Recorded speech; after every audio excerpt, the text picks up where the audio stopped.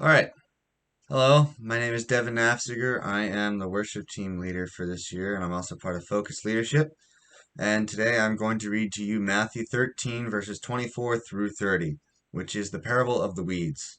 So this is Jesus talking to a bunch of people right now. He put another parable before them, saying, "The kingdom of heaven may be compared to a man who sowed good seed in his field. But while his men were sleeping, his enemy came and sowed weeds among the wheat and went away. So when the plants came up and bore grain, then the weeds appeared also. And the servants of the master of the house came and said to him, 'Master, did you not sow good seed in your field? How then does it have weeds?' He said to them, 'An enemy has done this.' So the servants said to him, 'Then do you want us to go and gather them?' But he said, 'No, lest in gathering the weeds you root up the wheat among with them.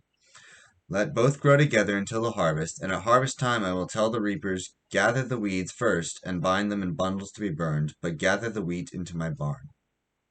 So Jesus explained this later in Matthew chapter 13, verse 37 through 40, and he explains that this is essentially a parable of the second coming of Christ, where the the field would be the world, and the Son of Man, which is Christ, puts all the good seeds into the world. And then oftentimes what happened back then is farmers would sabotage another by planting weeds in the other farmers' crops. So this is the evil one or Satan putting weeds into the field, which would be the world.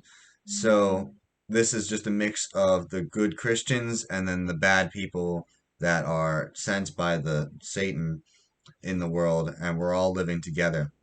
But instead of plucking us out immediately, Jesus wants to let us grow with the weeds instead and let us be harvested when the time comes. That way, we're all rich and plentiful and good, and we're good to eat. And that way, when the time comes, He can harvest us all. And the harvesters would be the angels in this case.